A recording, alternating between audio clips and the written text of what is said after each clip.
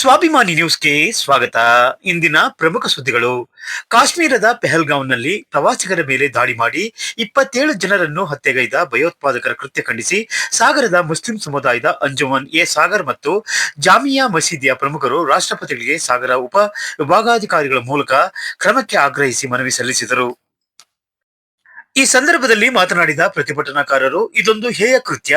ಈ ಕೃತ್ಯದಲ್ಲಿ ಭಾಗಿಯಾದವರಿಗೆ ಉಗ್ರ ಶಿಕ್ಷೆ ಆಗಬೇಕು ಮತ್ತು ಕಾಶ್ಮೀರದ ಪ್ರದೇಶಗಳಲ್ಲಿ ಹೆಚ್ಚುವರಿ ಸೂಕ್ತ ಭದ್ರತೆಯನ್ನು ಪ್ರವಾಸಿಗರಿಗೆ ಒದಗಿಸಬೇಕು ಎಂದು ಮನವಿ ಸಲ್ಲಿಸಿದರು. ಯಾತಕ್ಕೆ ಅಂತ ಹೇಳಿದ್ರೆ, ನಮ್ಮ ಭಾರತ ದೇಶದಲ್ಲಿ ಜಮ್ಮು ಕಾಶ್ಮೀರದಲ್ಲಿ 22ನೇ ತಾರೀಕಿಗೆ ಘಟನೆ ಆಗಿದೆ. ಆ ಘಟನೆಯನ್ನು ಖಂಡಿಸಬೇಕು ಅಂತ ಹೇಳಿ ಇವತ್ತೆಲ್ಲ ಸೇರ್ಕೊಂಡಿದ್ದೀವಿ. ಘಟನೆ ಬಹಳ ದುರ್ಭಾಗ್ಯ ಆಗಿದೆ, ಈ ರೀತಿ ಘಟನೆ ಆಗಿರೋದಂತೆ.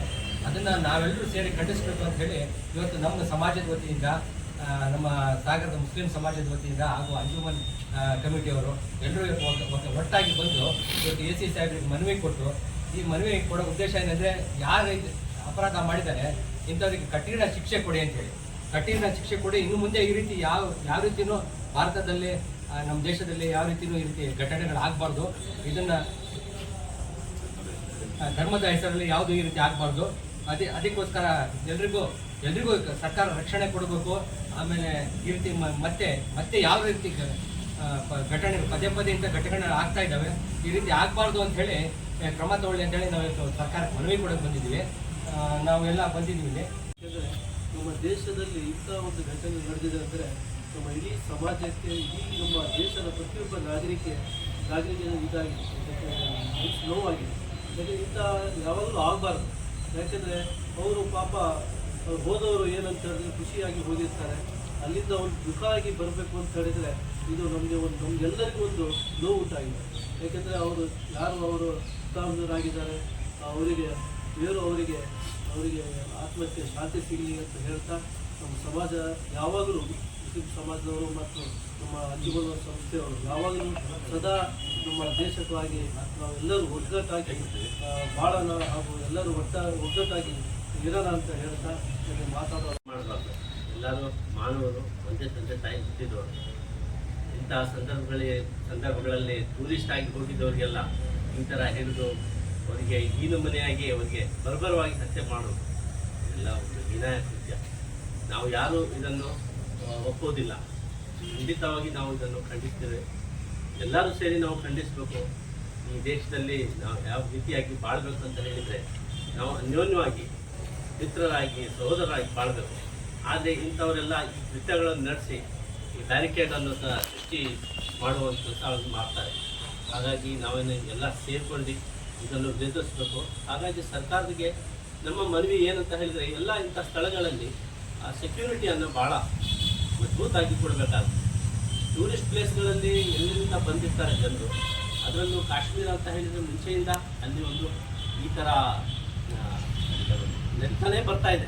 ಹಾಗಾಗಿ ಅಲ್ಲೆಲ್ಲ ಬಹಳ ಅಚ್ಚುಕಟ್ಟಾಗಿ ಅವರಿಗೆಲ್ಲ ರಕ್ಷಣೆ ಕೊಡಬೇಕು ಮತ್ತು ಅದಕ್ಕೆ ಸೆಕ್ಯೂರಿಟಿ ಎಲ್ಲ ಒದಗಿಸಿದರೆ ಇಂಥ ಕೃತ್ಯಗಳನ್ನು ನಡೆಯುತ್ತೆ. ಹೀಗಾಗಿ ನಾವೆಲ್ಲ ಸೇರಿಕೊಂಡು ಈ ಸಂದರ್ಭಗಳಲ್ಲಿ ನಾವು ಸಹಬಾಳ್ವೆಯನ್ನು ಮತ್ತು ಪ್ರೀತಿಯಿಂದ ಬೆಳಿಬೇಕಾಗಿ, ಮತ್ತು ಇಂಥ ಕೃತ್ಯಗಳನ್ನು ಖಂಡಿಸುತ್ತಾ ಯಾರ ಮೇಲೆ ಅದು ಅಪರಾಧವನ್ನು ಸೇರಿಸೋದಕ್ಕೆ ಯಾರು ಅದನ್ನು ಮಾಡಿದ್ದಾರೆ ಅವರನ್ನೇ ಹಿಡಿದು ಅವರಿಗೆ ಕಾನೂನು ಕ್ರಮವಾಗಿ ಏನಿದೆ ಅದನ್ನು ತಿಳಿಸಬೇಕಾಗಿ ಈ ಮೂಲಕ ಹೇಳಿಕೊಂಡು ನನ್ನ ಮಾತನ್ನು ಇದು ನಾವು ಯೋಚನೆ ಮಾಡಿದರೆ ಭಯಾನಕ ಸಿಟ್ಟು ಆಕ್ರೋಶ ಬರ್ತದೆ.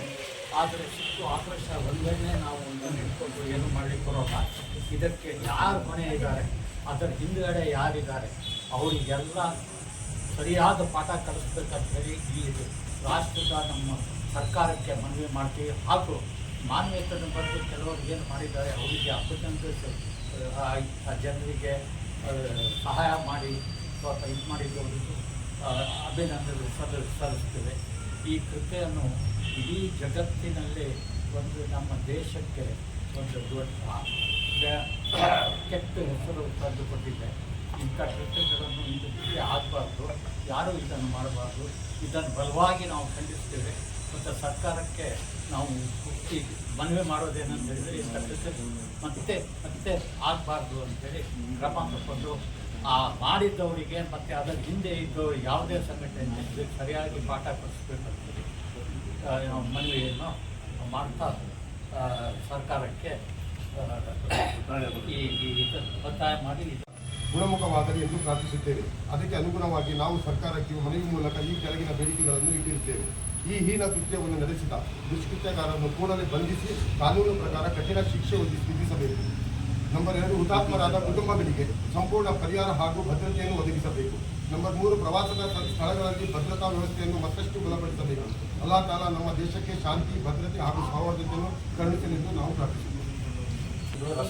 ರಾಷ್ಟ್ರಪತಿ ಭವನ ನವದೆಹಲಿ ಮುಖಾಂತರ ಮಾನ್ಯ ಉಪ ವಿಭಾಗಾಧಿಕಾರಿಗಳು ಸಾಗರ ಉಪಯೋಗ ಸಾಗರ ಇವರ ಮುಖಾಂತರ ಮಾನ್ಯರೇ, ದಿನಾಂಕ 22/4/25 ಜಮ್ಮು ಕಾಶ್ಮೀರದ ಬಲಾಕ್ನಲ್ಲಿ ಅಮಾಯಕ ಪ್ರವಾಸಿಗರ ಮೇಲೆ ನಡೆಸಿದ ಭಯೋತ್ಪಾದಕ ದಾಳಿಗೆ ಸಂಬಂಧಪಟ್ಟಂತೆ ಉಗ್ರರ ಮೇಲೆ ಕ್ರಮ ಕೈಗೊಳ್ಳುವ ಮನವಿಯನ್ನು ರಾಷ್ಟ್ರಪತಿಗಳಿಗೆ ಸಲ್ಲಿಸುವ ಬಗ್ಗೆ ಮೇಲ್ಕಂಡ ವಿಷಯಕ್ಕೆ ಸಂಬಂಧಿಸಿದ ತಮ್ಮಲ್ಲಿ ವಿನಂತಿಸಿಕೊಳ್ಳುವುದೇನೆಂದರೆ, ದಿನಾಂಕ 22/4/25 ಜಮ್ಮು ಕಾಶ್ಮೀರದ ಪಾಲಾಟ್ನಲ್ಲಿ ಅಮಾಯಕ ಪ್ರವಾಸಿಗರ ಮೇಲೆ ಉಗ್ರರು ಭಯೋತ್ಪಾದಕ ದಾಳಿಯನ್ನು ನಡೆಸಿದ್ದು ಪರಿಣಾಮವಾಗಿ ಸುಮಾರು 30ಕ್ಕಿಂತ ಹೆಚ್ಚು ಜನರು ಹುತಾತ್ಮರಾಗಿದ್ದಾರೆ. ಸದರಿ ದಾಳಿಯಿಂದ ಸಾವನ್ನಪ್ಪಿದವರಲ್ಲಿ ಕರ್ನಾಟಕದ 2 ಮೃತಪಟ್ಟಿದ್ದಾರೆ ಎಂದು ಬಂದಿದ್ದು, ಅವರ ಪೈಕಿ ಶಿವಮೊಗ್ಗ ವಾಸಿಯಾದ ರಿಯಲ್ ಎಸ್ಟೇಟ್ ಉದ್ಯಮಿ ಮಂಜುನಾಥ್ ಅವರು ಕೂಡ ಮೃತಪಟ್ಟಿದ್ದಾರೆಂದು ತಿಳಿದುಬಂದಿರುತ್ತದೆ. ಈ ಮಧ್ಯೆ ಉಗ್ರರಿಂದ ಅಮಾಯಕರು ತಪ್ಪಿಸಲು ಸ್ಥಳೀಯ ಯುವಕರು ಜಗ್ಗಾಟ ನಡೆಸಿದ್ದು, ಅದರಿಂದ ಕೆರಳಿದ ಉಗ್ರರು ಸೈಯದ್ ಹುಸೇನ್ ಎಂಬ ಯುವಕನನ್ನು ಕೂಡ ಗುಂಡಿಕ್ಕಿ ಕೊಂದಿದ್ದಲ್ಲದೆ ಇನ್ನೊಬ್ಬ ಮುಸ್ಲಿಂ ಯುವಕನನ್ನು ಕೂಡ ಗುಂಡಿಕ್ಕಿ ಕೊಂದಿದ್ದಾರೆ. ಸದರಿ ಘಟನೆ ಖಂಡನೀಯವಾಗಿದ್ದು, ಧರ್ಮದ ಹೆಸರಿನಿಂದ ಕೃಷಿಗಳು ನಡೆಯುತ್ತಿರುವುದು ಆತ ಕೀಳು ಮಾಡಿದ್ದಲ್ಲದೆ ಅಮಾಯಕರಿಗೆ ರಕ್ಷಣೆ ಇಲ್ಲದಂತಾಗಿದೆ. ಘಟನೆ